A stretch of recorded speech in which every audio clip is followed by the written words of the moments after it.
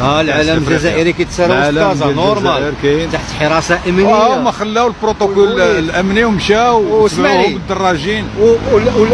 اول مره تنشوف هنايا طاقم طبي يعني كيتباع يعني هذا الفريق الجزائري طاقم طبي ديال الدوله هذا يعني مجهز، سياره مجهزه احدث الوسائل يعني الطبيه واللوجستيكيه تم توفيرها يعني هذا الفريق الشقيق ووسط كازا عادي جدا من اجل يعني ضمان السلامه والحمايه ديالهم الى احدى القاعات الرياضيه من تحت الطلب اللي طلبوها يعني الفريق انهم باش يجيو يديروا فيها التسخينات ديالهم المتدربين قاعه رياضيه وسط كازا والدار ولا احتجاج على العلم الجزائري عادي كاين بخير يعني كرم الضيافه. الصوره لنا والتعليق لكم، ما كاين لا حساسيه في الدرابو ولا لا والو. كاين حتى حاجه داك الشيء.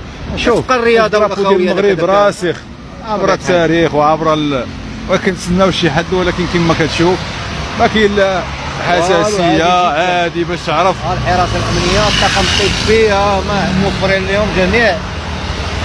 فشكرا لنا وشكرا لنا حنا كمغاربه. شكرا لنا ومرحبا بكم ومرحبا بكم. والو عادي.